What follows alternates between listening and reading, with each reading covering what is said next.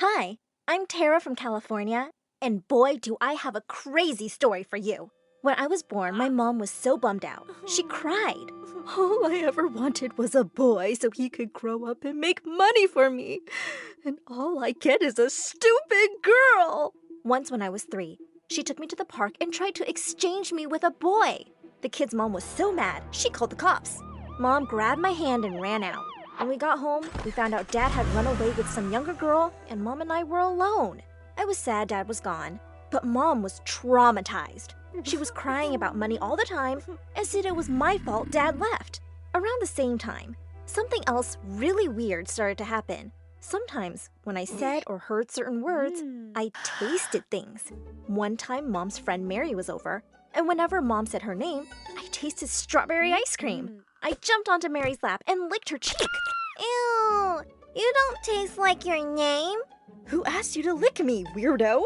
And what do you mean? But I couldn't really explain it. One day, Mom was going on and on about some guy Bob at work. And every time she said Bob, I gagged.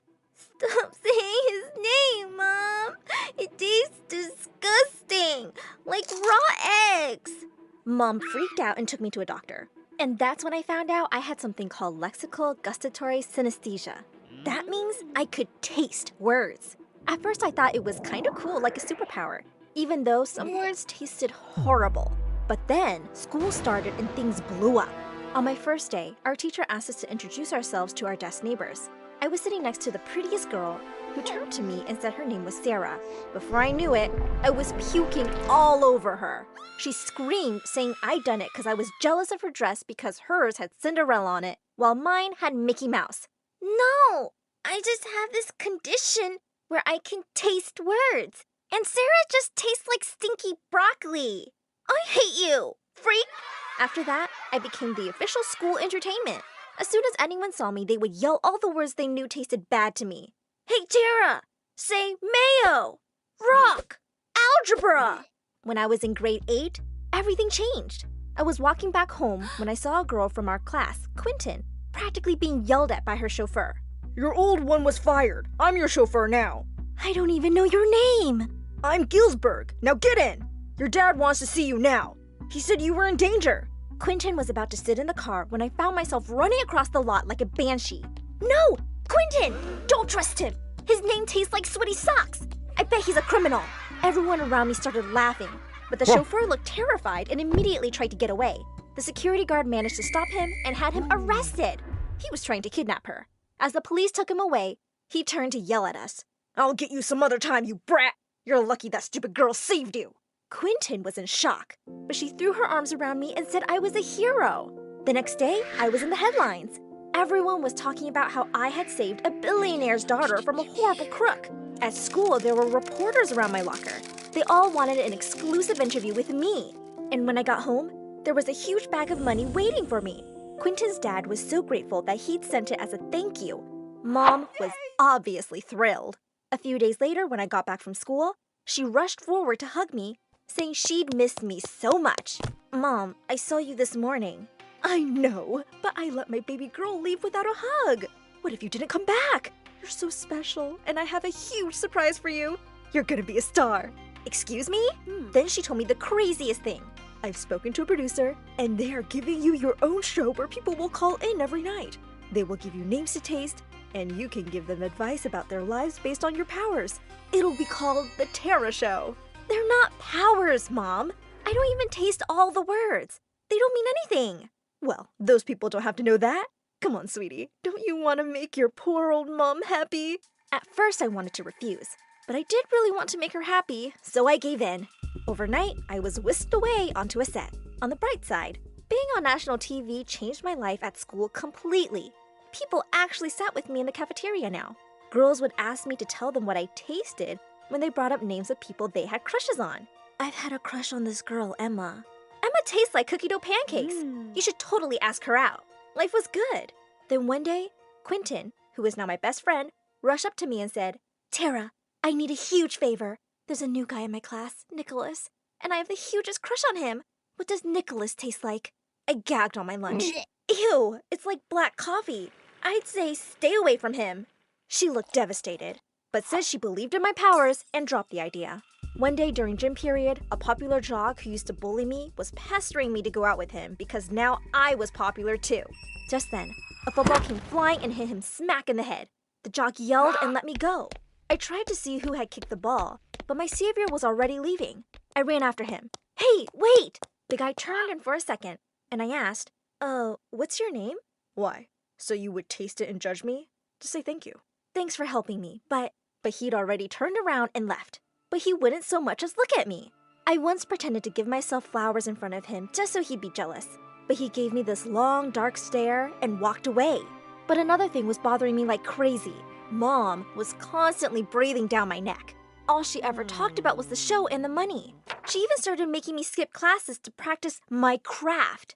So one day, I snuck away from home to study in the library. As I was struggling with some math, someone took my pencil out of my hand and solved the question.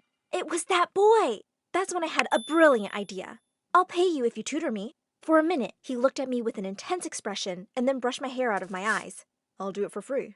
With that, he walked away, leaving me with weird little butterflies in my stomach. Later that night, as I lay in my room, someone tapped the window.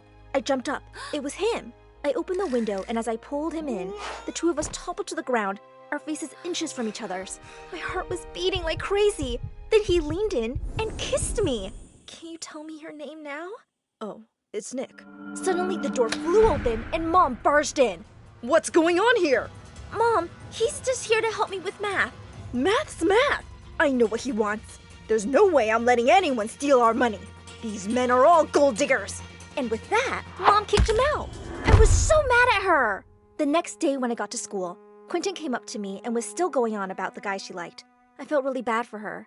But just then, Nick walked up to me, and as we kissed, all color drained from Quentin's face. She yanked me off Nick, dragging me to a corner. What the freaking fish, Tara? How could you do this to me? Do what? Kiss Nicholas! I can't believe you'd betray me like that. Betray you? That's my boyfriend Nick. And suddenly, I understood what a terrible confusion had taken place.